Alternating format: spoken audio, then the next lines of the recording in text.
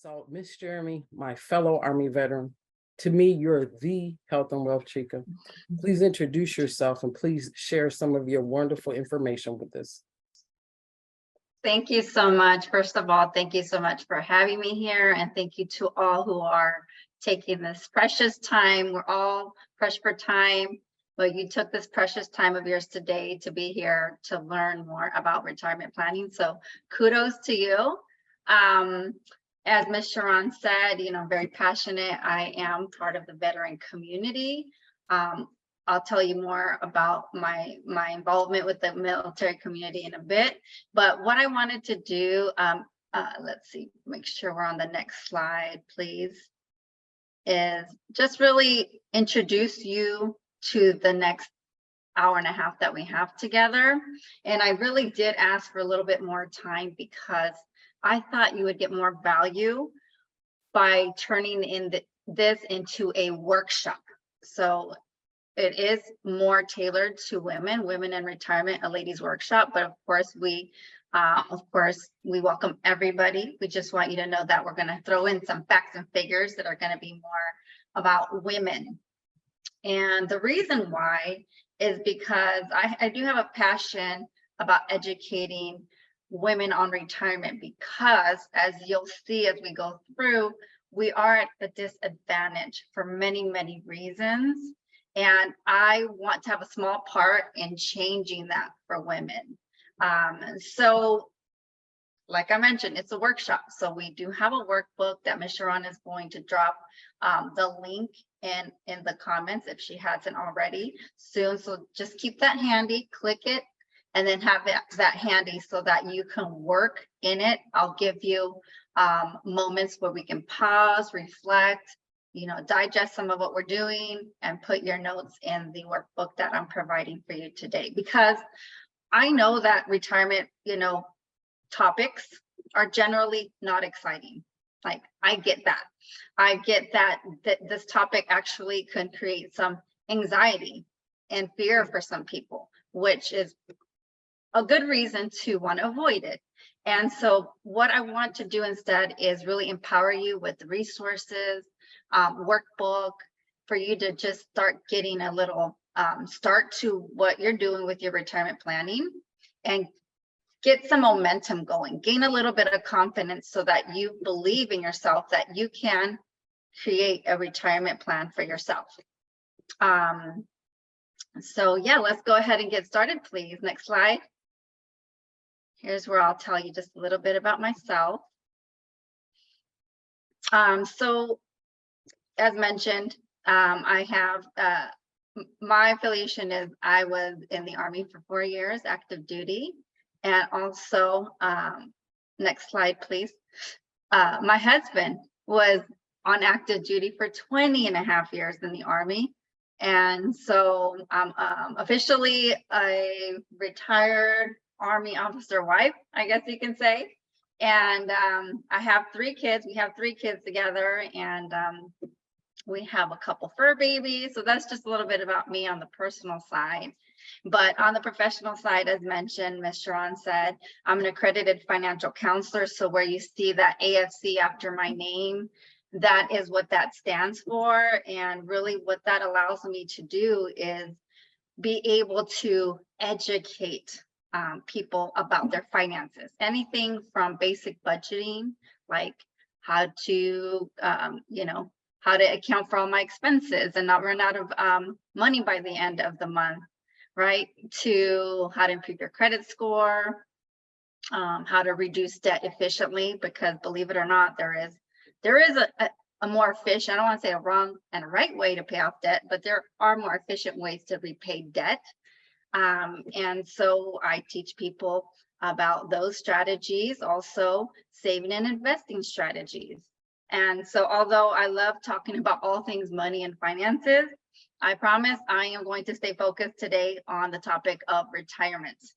And a little background: as an accredited financial counselor, I've had the privilege of working with mostly soldiers, airmen, Marines, sailors, because I've been working mostly on military installations since I began, starting way back you know, 11, 15 years ago, because I honestly was doing it before I became accredited. But in Joint Lewis Base San Antonio, Joint Base Lewis, Joint Base JBLM, Lewis McCord, there we go, Washington State.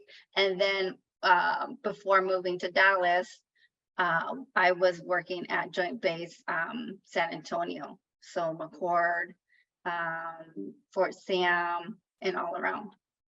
And I've worked personally with at least, I put the count at around 500 soldiers, airmen, their spouses, federal civilian employees that worked on the base. But really, I've reached thousands of people. I've had that privilege because of working there, you know, presenting in big groups and briefings and such. So I feel very honored to have done that. And so I bring a lot of experience to the table.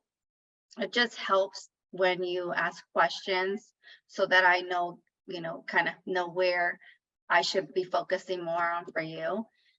But that's a little bit about me. And so we're going to go ahead and move on. But before I do, I just wanted to tell you from one military family, one former soldier to another service member, brother and sister, thank you so much for your service. All right, so what to expect? You kind of already know, I've talked about, there's hands-on, it's a workshop, you're gonna have a workbook, you're gonna work in it, women specific. I'm gonna give you some facts and figures, and we're going to answer some of your questions. We're gonna give you some resources. And then at the very end, I'm gonna give you an invitation to go deeper. We have an hour and a half, now about an hour and 15 minutes together. So of course, we can't learn everything that we want to learn in one single session, and that's okay. That's where we can always, you know, jump on a call later and talk a little bit more. And if I, you know, if your feedback warrants it, maybe Ms. Sharon will have you back, and I will present again on retirement. All right, next slide, please. Perfect. Okay, so like I mentioned, we're going to go over some facts. I'm not going to sugarcoat it. And this is not for us to get, you know, down about it. It's just for us to get informed.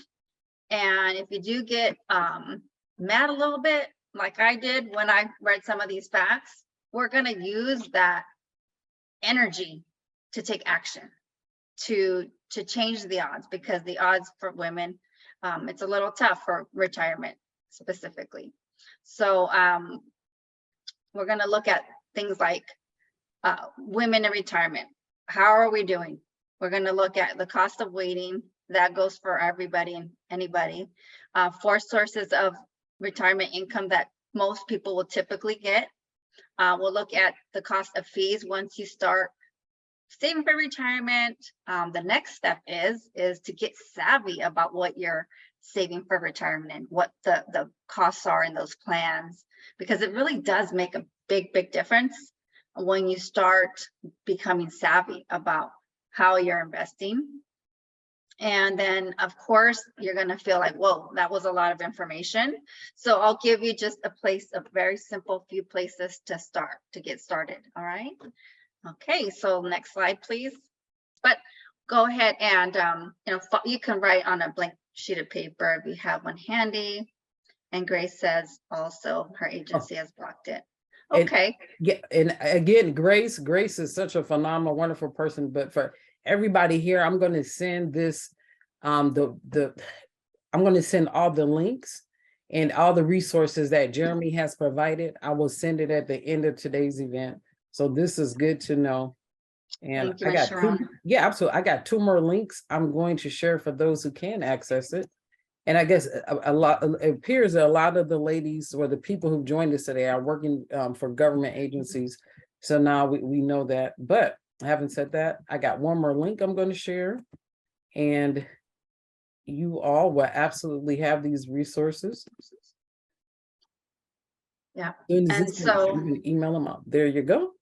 And so that was the first question for y'all that couldn't open up the workbook. I'll just give you that second question right now, so that way you can, even if you don't have time right now to answer it, because we're going to keep going into the presentation, at least it gives you, subconsciously, you'll be working on that question. Okay, so the first one was, what does being retirement ready mean to you?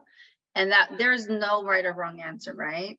And then the second one was, how would you compare yourself to being retirement ready as you described above? So that first question. So kind of be mulling on that a little bit subconsciously.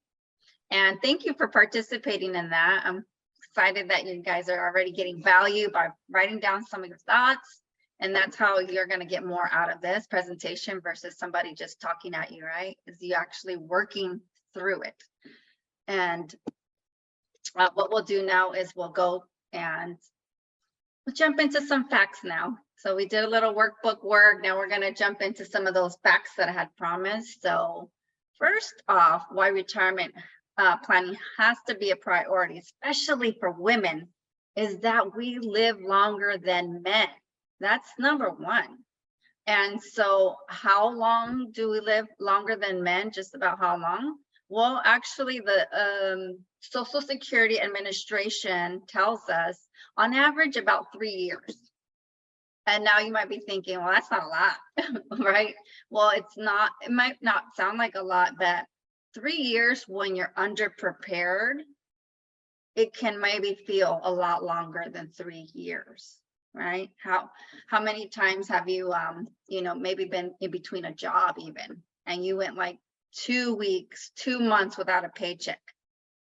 How long did that feel? Did it really just feel like 2 weeks or 2 months? Probably not. And so on top of that, a little bit more about that. On average, a 65-year-old woman today, living today. So if you're 65, probably nobody here is 65, but if you are, you can expect to live to age. Before I tell you, I want you to give me a guess. Put in the chat. A 65-year-old woman today is expected to live to what age? Put it in the chat and I'll tell you who got the closest. And Jeremy, you're able to see the chat, ma'am? Yes, I am. Okay. Yes.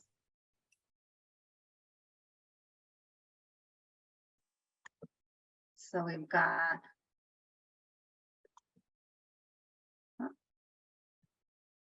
85, 67, 90, 85, 78, 89. And the winner is, I'm just kidding. It is actually 86. So you all are right around there. Did somebody get it on the nose?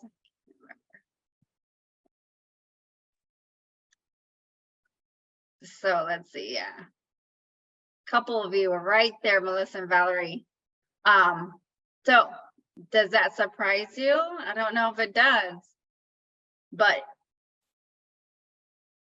think about if you decide to retire at the typical age. Most Americans, men or women, typically in the United States, we tend to retire in our mid-60s, right?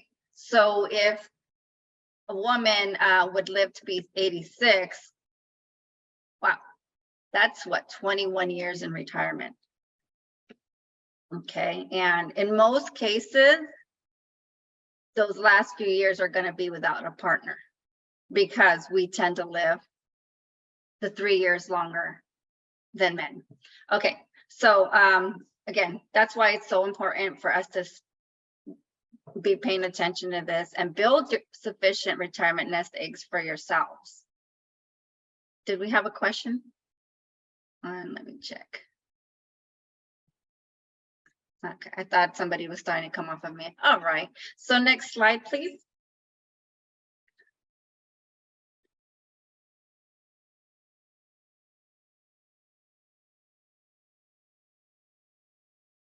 All right, so we work fewer years on top of living longer than men. Why do we live fewer, or excuse me, work fewer years typically? Because we're lazy, we don't feel like working. Is that what it is? No. I know you're shaking your head no. You're all hard workers. You're all my military brothers and sisters. It's because women are typically the ones that are going to be, you know, we're the nurturers. We're going to take the time off of work for caregiving, whether that's our own children, whether that's our aging parents. So that's why we typically will work fewer years. And that's going to become a problem, because if you work fewer years, then, next slide, please.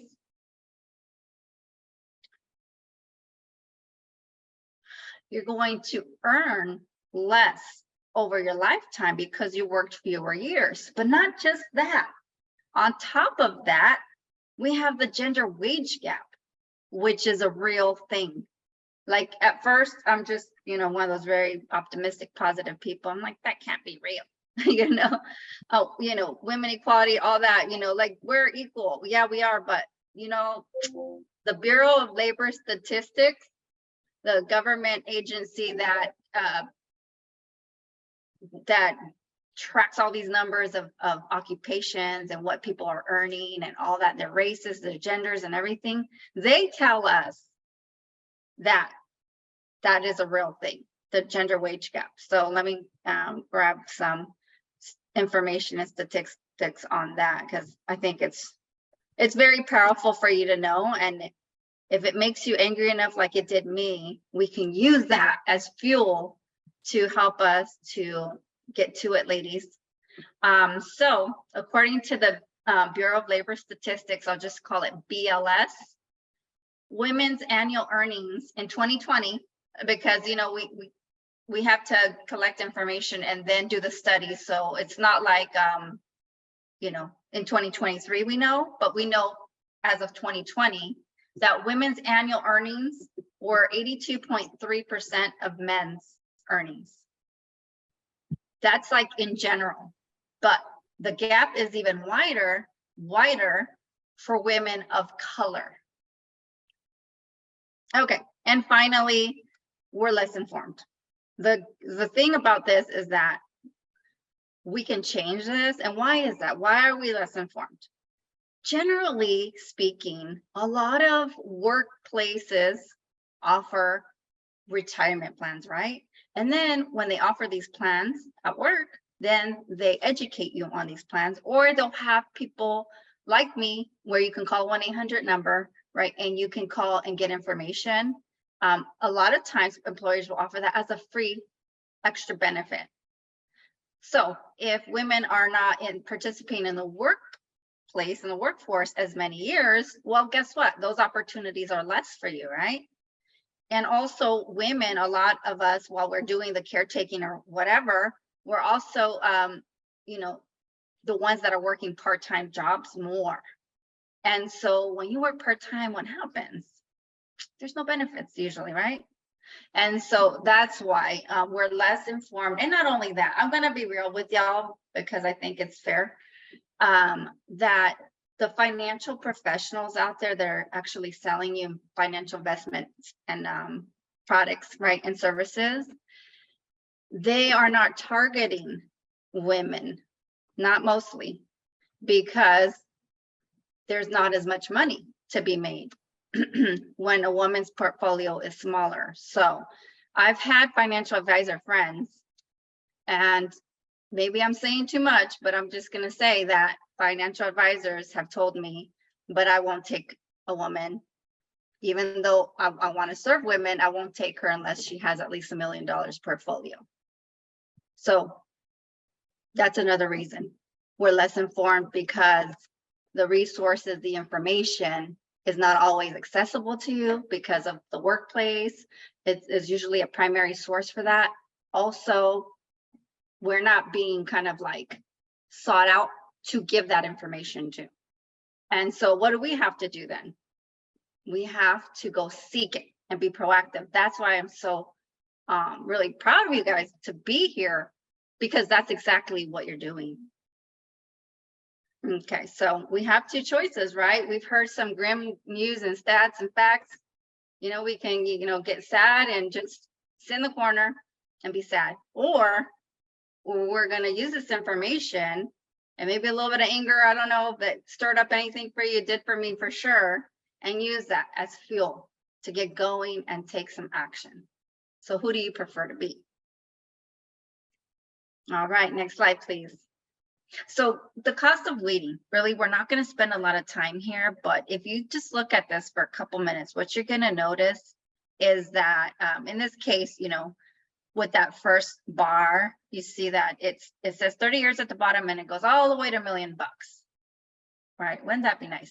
So what happens is if you give yourself that much time to get started, right, and start saving for retirement, you can contribute less money and let some of the earnings start compounding and compounding over the years. And then your money will start working hard for you. We've heard that saying before. So that's what that means. And so really, if you had 30 years ahead of you before you retired, some of you maybe in your 20s or 30s. So you may still have 30 years ahead of you before your mid-60s. You might only have to contribute maybe, like, let's say 450. It really depends on what your rate of return would be, right? What you're investing in and how much the earnings are. But let's just say roughly around $450 a month, you would be investing, and then your account would grow in 30 years to be $1 million. And then you can see, okay, the next bar over, what if I delay by 1 year? Well, you see, there's not a lot of an impact. You can see the bar, the bar goes almost all the way to the first bar, which was $1 million. So, but you know what happens in reality? Let's be honest. We don't delay by 1 or 5 years, or, you know, some of us are delaying by 10 years to start retirement saving, right? So think about it. If you're thinking about retiring in your mid-60s, how old are you? How close are you to that? How long have you delayed? So you can go on the bottom and go, did I delay 10 years before I'm age 65? That would mean that you're 55 now. Then you would look at that third bar, and so on. And of course, you know, we're not saying you're going to save $1 million. What we're saying is, look at the effect it has of the cost of just waiting to start saving to begin. If you delay 25 years, you know, you're the last bar over there. There's no way, no matter how much you saved, to be able to catch up for all that lost time in the 30 years that you wasted, right? You'd have to wait, not just double, not just triple, maybe even quadruple the $450 and still not make it to $1 million. So that's all I'm saying there. That's what we're trying to show you is, you know, at the end of the day, don't wait another day. You know, you have to just save and start where you're at. I've told so many clients, you know, start with 1%. Yes, ideally we want to save 15 to 20%. And the closer you are to retirement, you know, that might be higher. But if you can only start with 1%, just do that. It doesn't matter. Just start. Okay. So I'm telling you all these things. Why? Because I want you to know that you need to put yourself first. Okay. As little as it has to be 1%, doesn't matter.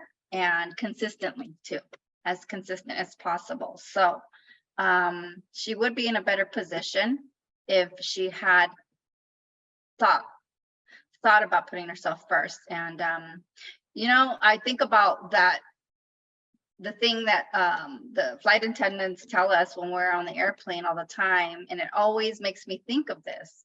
But they say, you know, in case of an emergency, you know, the oxygen mask is gonna fall, and then, you know, you're gonna put it over your face, and they always say, put it over your face first before you help others. Okay, that's the only way you can do it. That's the only way you have to do it. And that's not, as women, we feel like, oh, that's being selfish, or we're just very much conditioned by our society and culture to make us feel guilty for thinking about us once in a while. Don't feel guilty, you know, because, you know, I know that my mom has a good share fair share of guilt when I write, I write that check for the roots to be fixed, that plumbing that had to be fixed.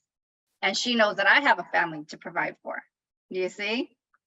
So take care of yourself, make yourself a priority. So that's why I'm so passionate. I want you to be that mom, that woman that took care of herself and is living a comfortable, secure retirement without having to visit, the food bank all the time as my mom and other things. She does other things, like she rents out rooms in her house to make money and things like that, which I know she wishes she didn't have to do that, but okay. So next slide, please. Now we're going to jump into looking at the 4 sources of income, which I know you probably know these, but we're going to go through it real quick. And so the first one is, let me see. Somebody want to put in the chat box what you think one of the sources of retirement income are? Oh, never mind. All right, so Social Security, yep, that's one. We've got workplace accounts. Okay, and stop right there. Stop right there, Sharon. And then we've got individual accounts. And then what do you think that last source of income is? Take a guess, put in the chat. Part-time jobs, Maria. You got it. That's exactly right. Next slide, please. It's earned income. That is us still working in retirement. And it's not all bad. Some people work in retirement out of choice. That's where the position we want to put ourselves in, and we want to be able to work in retirement because we want to. We feel like it. We're bored at home, not because we really absolutely have to, because some people absolutely have to, but really their body and their physical, their health is not allowing them, not able to. Okay, so I did want to say, because there's a lot of questions that come up around working and retirement and all that. So just by no means am I the Social Security expert. I know that Ms. Sharon probably has had Social Security employees come on and they're the experts on it. But what I can say is that yes, you can still work while receiving Social Security benefits, like for retirement. And if you have already met your full retirement age, then you can work as much as you want. But unless you've already obtained your full retirement age, which we'll look at, I think I have in the workbook some sheets to look at that. But if you fall short of your full retirement age and you're working, then the Social Security Administration does limit you on how much you can work. Otherwise, they start reducing your benefit. So let's see. Yeah, so I wanted to throw a little fact out to you. According to the United Income Study, 20% of workers over age 65 are still working. And so that was 2019. That was the most recent one I could find when I was doing a little research for this presentation. So I'm guessing because that was pre-COVID, that number is probably, I would guess, at least 10% higher. But it just gives you, an idea. That's what I was hoping to do there. All right, next slide, please. All right, workbook time. So let's go ahead and flip back to our workbook. And this time, let's flip to page 17. This is where we're going to get to see, because, all right, we know we're going to get Social Security. Everybody kind of knows that if you're working, and unless you're working as a teacher or something like that, there are few careers where you're not really paying into Social Security, but you are getting a pension. But I'm assuming everybody here is getting one. So if you're not one that will get it, then just kind of ignore that piece. But that the Social Security benefit is there, but you probably want to see, like, okay, give me more information about that. So if you're on page 17, let's see, let me go to page 17 on mine. Here we go. So you can see an example of how much Social Security benefit replaces your income. So if you're looking at the workbook, you can see the less you make, the more that Social Security replaces your income. So in this example, if your estimated annual salary is $20,000, because I know some of you can't see the workbook right now. So let me see. Let me do this. Let me go and share.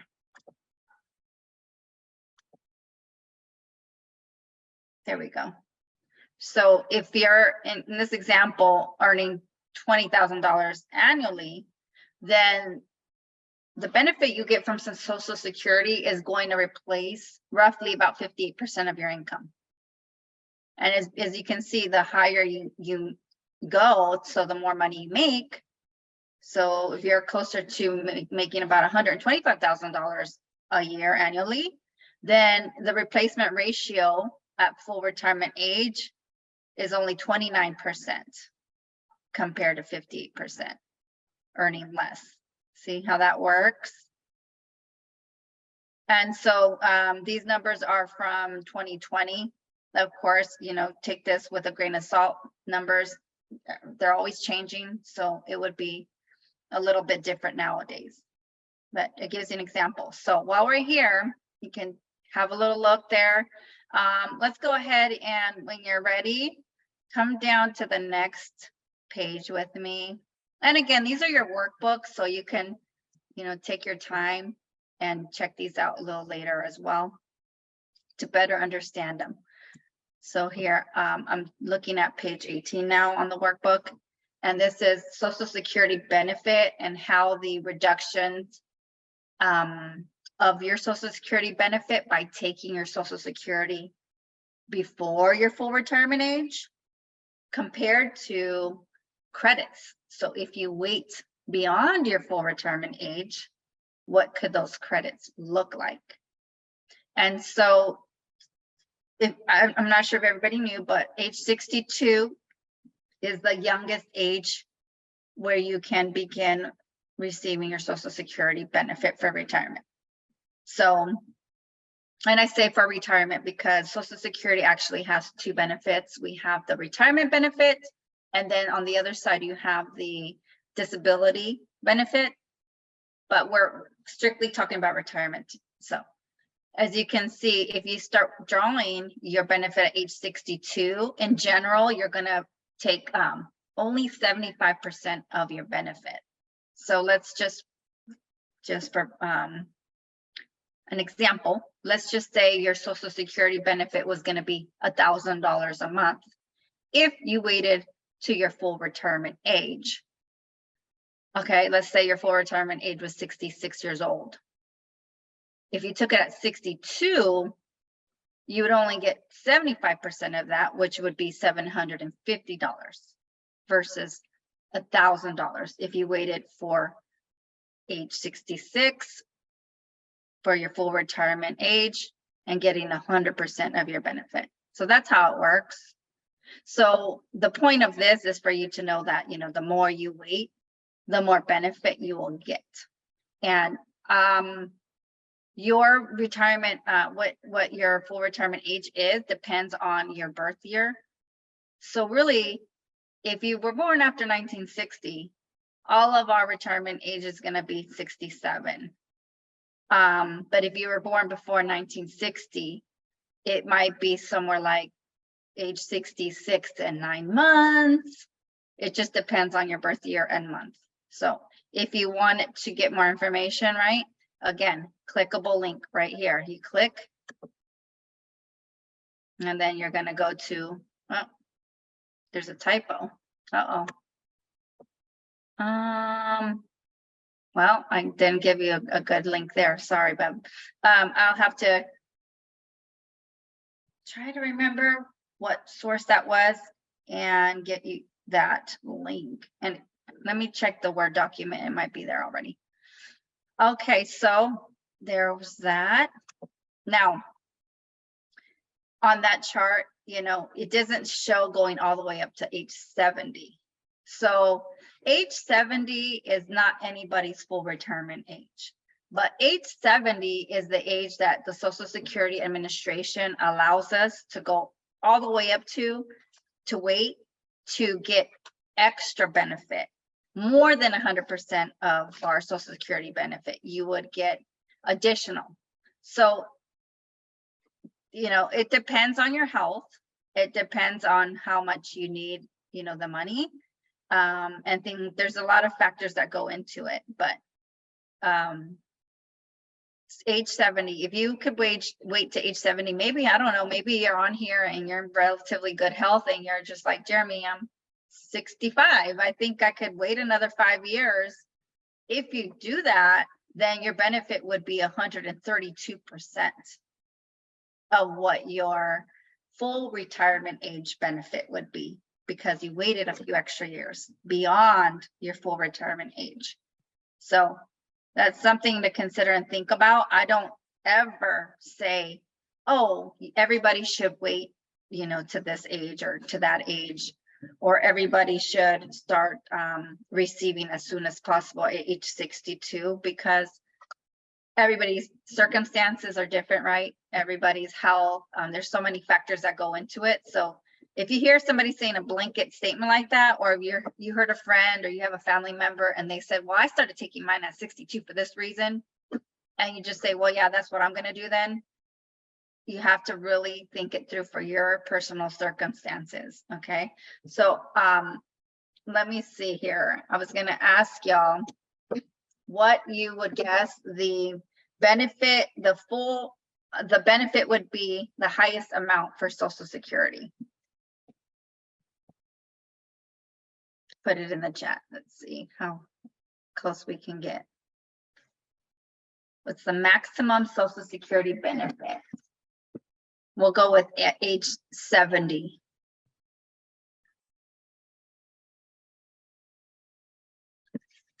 $1,200. Good guess, but no, that is closer maybe to the average. $3,000. We're getting closer.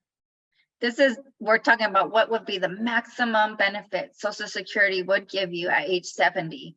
And remember, the way that they pay you is based off of how much money you earn. So the more money you earn, the more credits you have accumulated, the higher your monthly payouts would be from them. 3,200, Fran, thank you for your guesses. Is that all? Is anybody else guessing?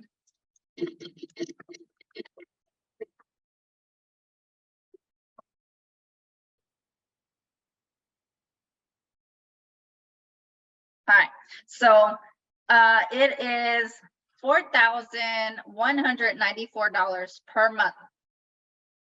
So again, that's somebody who's super healthy, super patient, and maybe they had a lot of other money, you know, that held them over from when they retired to be able to wait to age 70.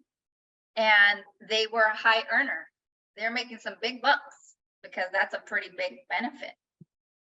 Okay, so what's the average? Well, the average is about $1,657. So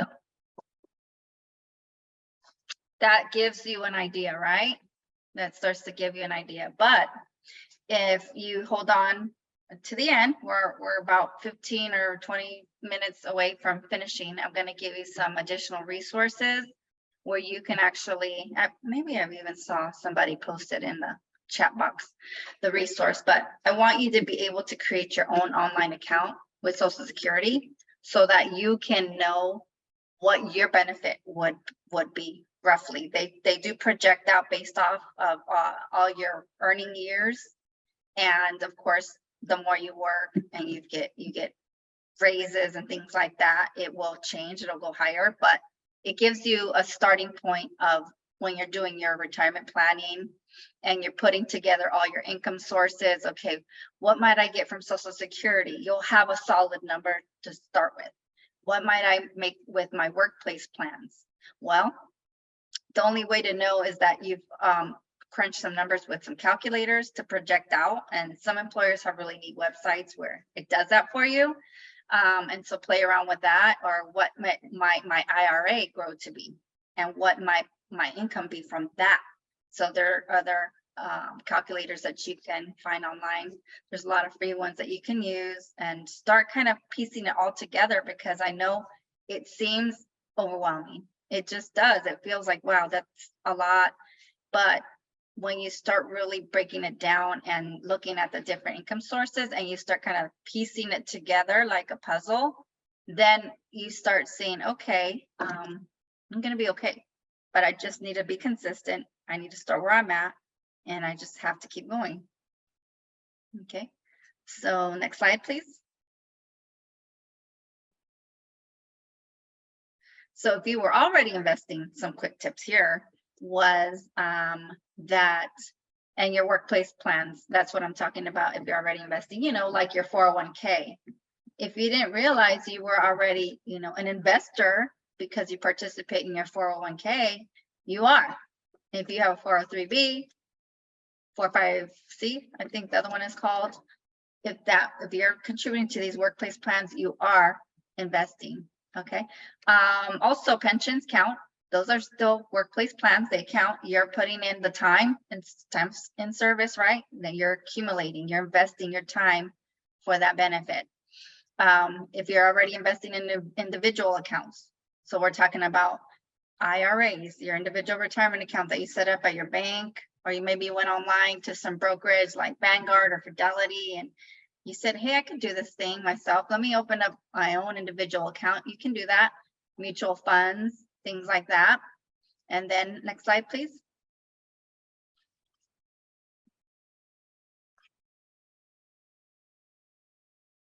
Then, okay, well, congratulations, first of all. Then we have to say, give you some props for that. Next slide, please. Okay, this is where you've got more work to do. All right, so what we want you to do is, first of all, start if you're not. And then once you've already began, we want you to get savvy about the types of accounts that you're investing in. So just getting a little bit deeper. Next slide, please. So we want you to start inquiring about things like costs of the fees of being in those investment plans. So whether they're at work, whether they're outside of work, your individual accounts, because costs really make a big difference too. Just like we are seeing the compounding effect of delaying, right? We also can see a big difference when we are paying higher fees. And so we're going to go ahead and look at a chart to kind of look at that a little closer. So as you can see there, the chart, this is the illustration of ongoing fees over 20 years. Some will be investing 30, maybe 40 years or beyond if you started very early on. But we'll look at this example just to learn from it. So as you can see here, in 20 years, the total amount paid for a 1% annual fee adds up to almost $28,000 for a $100,000 initial investment. Well, most of us might not have a $100,000 initial investment, but it's still a good illustration to help us learn about fees. So what it's saying is, over 20 years, if you had somebody, you know, charging you 1% to have your investment with them, that individual made $28,000 from just you over those 28 years. And 1%, I would say, if you do have somebody managing your money and helping you with your investments, take a look at what they're charging you. If you don't know, that's a red flag. You should know. There's a lot of disclaimers and disclosures that happen in the financial industry because the government requires financial investment professionals to disclose things to you. Why? Because if you don't know these things, you get taken advantage of. However, what I find is, and this happens like in the mortgage world as well. Ever bought a house and then, you know, the lender gives you like a stack of paperwork. Half of them are required government forms, right? Disclosing all these things to you for you to know. And then you sign, yeah, I know, I agree. Yes, I agree. But really, do you really understand what you're agreeing to? That's my question to you. Because if you have a financial investor helping you and you don't know what you're paying them, then you probably are one of those people that signed and you didn't read what you were signing. And that's the whole reason, is to protect you. Because if you know certain things about the way your financial professional gets paid, for example, you might have made different decisions about what professional you were using to help you with your financial things, or what accounts and investments that you're in. So that's number one. Find out if you don't know. But as you can see, I would say 1% is typical. Of course, you want to get that as low as possible. So if you can find somebody for half of that, that would be better. If you're paying 2%, whoa. I'm just saying, whoa, if you're paying 2%. So find out, you need to know, because there are many people out there doing the same exact thing that your financial professional is doing for half of that. And as you can see, over 20 years, if it was $100,000 portfolio, that's a difference of $28,000 had you been paying nothing. So how are you going to end up paying nothing for investing? Well, there are some investments out there that are nearly 0% cost. However, you know, if you can get it down closer to zero, maybe it's never going to be 0%.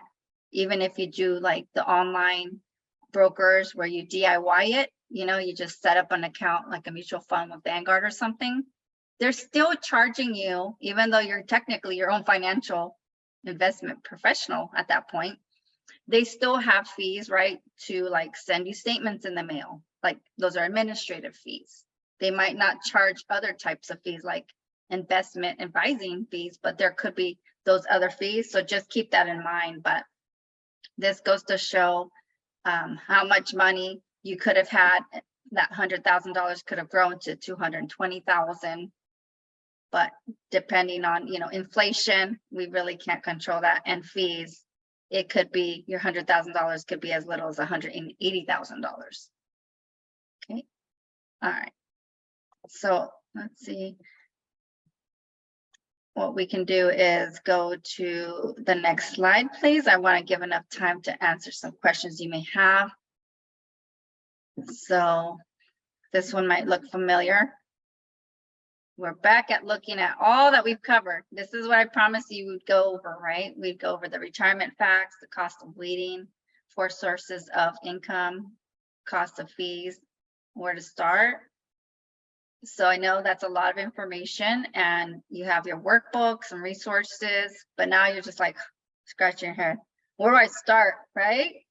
So I'm going to give you a couple tips of where you can start, because we've got to start. We can't let the overwhelm of not knowing where to start stop us.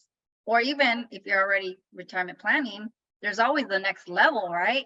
You're already maxing out and all these things, your workplace plans, IRAs. Okay, great. Now the next thing is, are you optimizing that? And that's what we were just talking about, costs. Are you optimizing that? Are you reducing those costs as much as possible so you can have that extra $28,000 or as close to the extra in your account, because you're not your account's not being eaten away by fees. And oh, by the way, something just popped into my mind, so I really quickly have to just say it. You might be thinking, because I have had clients tell me this, I think it's something to say out loud, but you might be thinking, no, I don't pay my advisor any fees. That they don't, you know, I just gave them money and they invested it. You're paying fees. The reason why you don't a notice that you're paying fees. That's what gets me too, is that you're not sitting there at home once a year, right? Writing that check, cutting that check and sending it in the mail. So you don't notice. It's like it's not happening, but indeed it's happening. So what happens is fees just get taken out of your account. So when you get your next statement in the mail, or if you're getting it electronically, or if you just log into your account, look at the paperwork, look at the statements, and look for the fees. You'll find them. And then you have to decide, am I okay with this? Jeremy said, it's typical to pay 1% in fees if somebody's managing my money.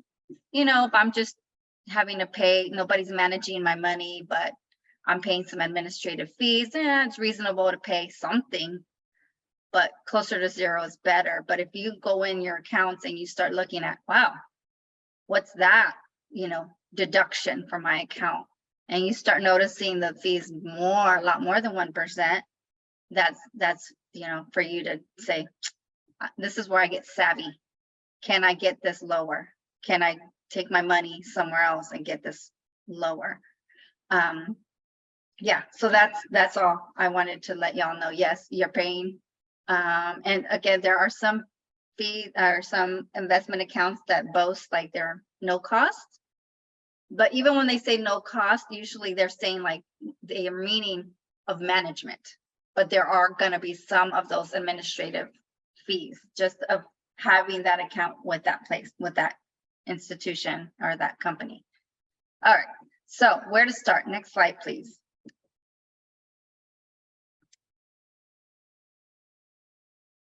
All right, so here are a few simple places to start, and guess what? All of these are free. All of these are free. Okay, so are your financial documents organized? So we have the workbook with a link to take you to a spreadsheet where you can start organizing the names of the companies. Think back too, you might have some old job that you left your 401k at, right? Like years ago, and you're just like, it'll be fine. I'll get it when I need it. You need it now. Start looking for that information, get the statements, because you don't know what they're charging you. What I have found through working with my clients is that when they are no longer an active employee, some of these investment accounts, they crank up the fees they charge people that are not employees anymore. So that's not good if it's happening to you, right? So you need to track that stuff down, have a place where you can consolidate all the names, all the websites, phone numbers, everything else, because you're going to need that to get savvy. You're going to need that to work with anybody, especially, somebody as nosy as me. I'm going to be asking you all the questions. I'm just kidding. So you need to have that information for yourself to be empowered so you can make good financial educated decisions and know where your stuff is and how to optimize it. Have you taken advantage of free services?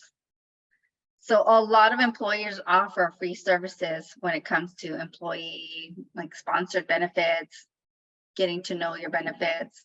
They might have a 1-800 number where you can call, and a financial advisor, you might get to talk to them a couple times a year for free. Take advantage. Have you done that? That's money, because if you talk to a financial advisor and, some of them charge upwards of $500 per session. So take advantage of those if you haven't already, if it's offered to you for free through your employer. Also, do you understand your workplace retirement benefits? That could be as simple as asking HR, honestly. If you can even start there before you call the financial advisor, that 1-800 number. And I know some of you have done that and have called, and you've gotten the most that you can get out of them. And so you're ready to move on, and that's fine. But if you haven't, at least start there. See what you can find out. What information can you get? Have you explored retirement calculators? There's a ton out there. So all you have to do is literally Google free retirement calculators and see what pops up. So there are many. What I would do is look for the ones that have a .gov at the end. So, they're government at least, and less likely to have so many pop-up ads. Those are annoying.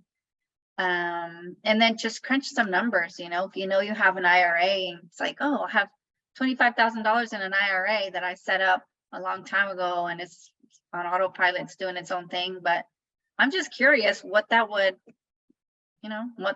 pay out for me in retirement as far as a monthly benefit.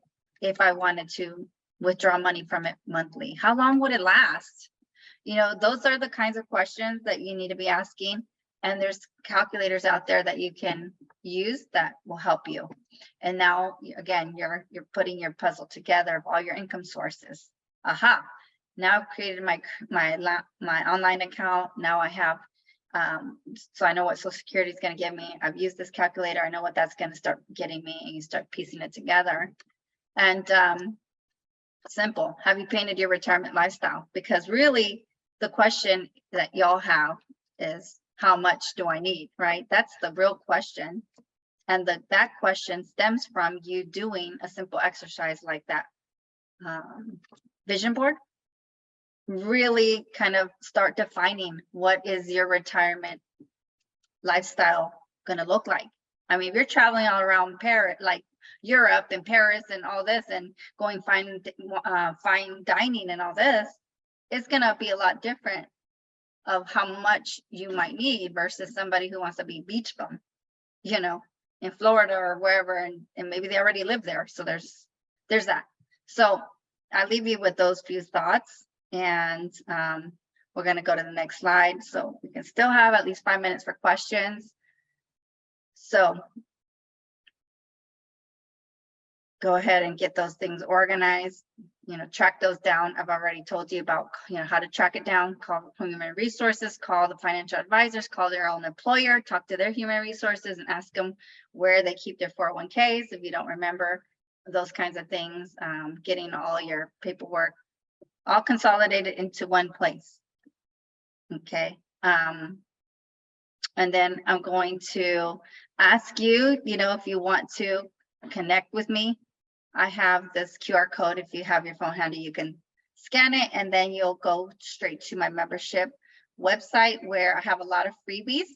And all I ask is for you to register so I know who's checking out my freebies. But you have different resources, everything from budgeting to more retirement planning.